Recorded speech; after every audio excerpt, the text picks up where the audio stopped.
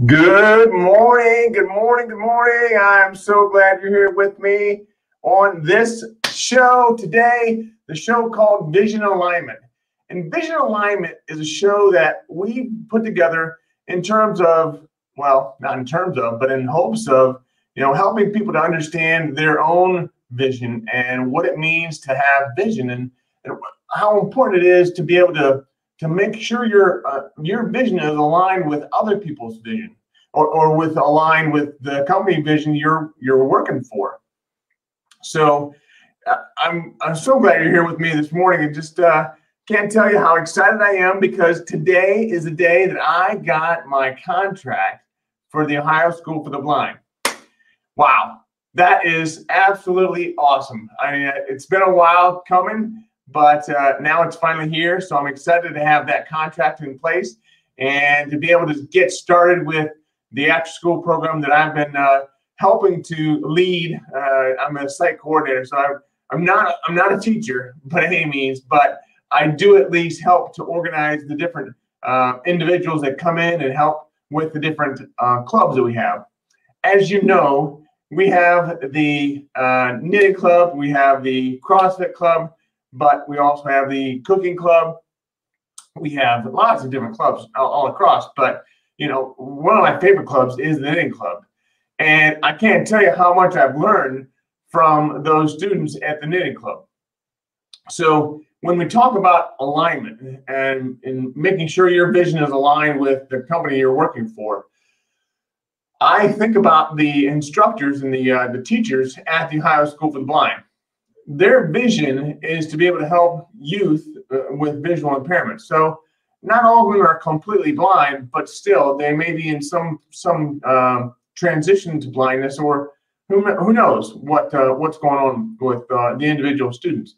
But in this program that I'm a part of, the after school program, I help the students to realize that they can do a lot more with in life than what they've ever done before. So I'm a small cog in the wheel. So I have other people that come on and they help with these programs. So it's been a great experience. I'll just leave it at that. But I can't tell you how happy I am to tell you about the one club that I am probably, I'm not going to say most proud of, because I'll get in trouble with some of the instructors. But I'll tell you, this one club is it's called the knitting club. And it's all about helping kids to understand how they can knit. But more than that, there's a big socialization part of it. And I'm going to share my screen with you here in a second, so you can see just a brief little, not a video, but a still image of some knitting supplies. And I will bring it up for you here so you can see that. And then I can share my screen so you can see this. And I will do that so you can see that. I think there may be a user error. But anyway, I did want to bring it to you, but I'll tell you the story of the knitting club. It's a great club, and being a part of that club was really one of those things where I got to understand how I was going to be a part of the Ohio School for the Blind. So the first thing we went in there, we went in there with an idea, and the idea was to be able to help. It was really Mary. So Mary was the leader of the club, and she had a good idea of how she was going to be able to teach the visually impaired students how to knit. Well, I had no idea how it was going to happen.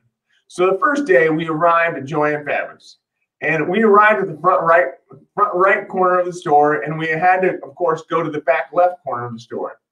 So picture yourself, if you're one of these 10 students that showed up that day, and they were all taken there by, obviously, by the instructors, But if you're one of 10 students that showed up that day for this club, you were, let's say you were one of the more advanced in terms of sight. You could see better than most of them.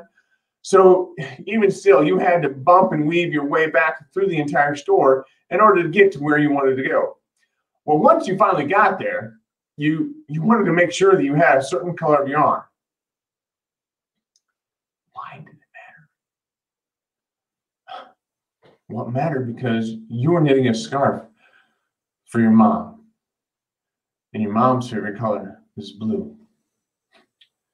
That's why it mattered. Well, the instructors were concerned, and we needed to make sure we had the largest needles possible, and we had to have the thickest yarn we could, so it would make it more tactile for the students in order to be able to grip it better and to hold it better, make the loops and all that stuff.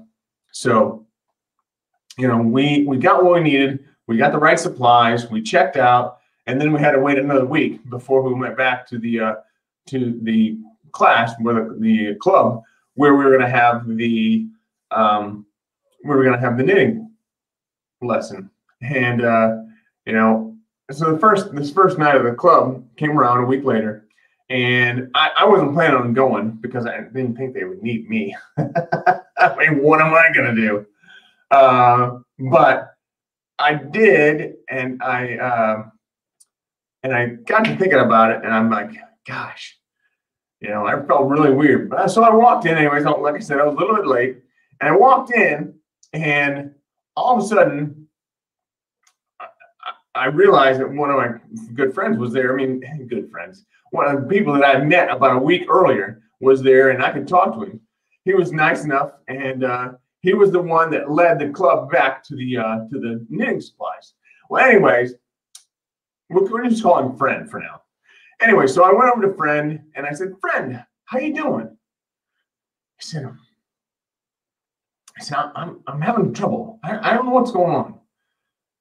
They want me to take this loop over top of these, and it's already casted on for me, so that's easy enough. But they want me to take this string over top of the other string with a hook and take it over top of the peg in order to make a loop. But I got to tell you, I'm really struggling with this. I said, well, let me ask Mary. Let me see if Mary can help us with this situation. Well, Mary came over, and she was nice enough, and she had about 10 other students to deal with, because 9 other students anyways. But she helped us along, and I kind of thought I had a good idea of what it was that we were trying to do. And she said, "Can you help Friend?" And I said, "Sure." I really have no idea. I was trying to go with it as much as I could. But anyway, we sat there, Fred and I, and we started to try to knit. So the problem is you have a hook, this hook, it's really like a needle, but it has a bend on it. So it makes a hook, and you have to take this hook up underneath the first peg, and there's a groove in it all the way up and down. So you have to take it up underneath the peg on the string, and then lift it over the top of the other string, and then get it to the point where you have it up over top of the peg, and then once it slides down, you've made a loop. Well, after what seemed like an hour, and it was probably only 5 minutes, 5 or 10 minutes, you know, he did it. And I said, "Friend, you did it. You did it. You made a loop." He didn't know. He said, "I did it. I did it. I did it. I made a loopy. I made a loopy." Just then, in the back left corner of the room, someone heard him, and they said, "He made a loop. He made a loopy. Loopy." And then in the right, they heard it, and they said, "Loopy. Loopy." And the whole room exploded. It just everyone said, "Loopy, Loopy." It was a great day, because he not only knitted a feeling of success for himself, but he also knitted a feeling of success for everyone in that room because they knew that they could do it as well.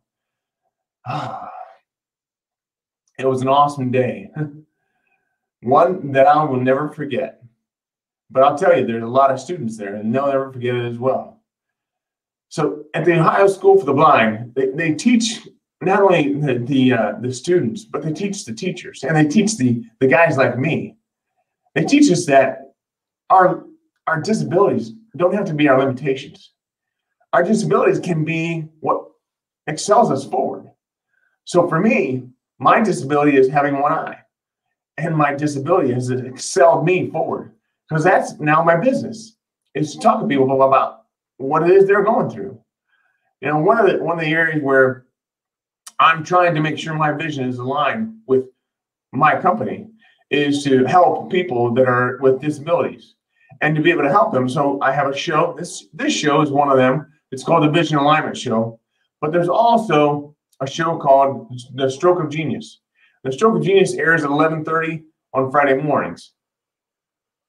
I hope you join me for that. But I want to go back to that story. The story of my friend who had just knitted a feeling of success. Well, you can imagine his mother's surprise on Mother's Day that year when she opened this box. And in the box was a scarf. And it was blue.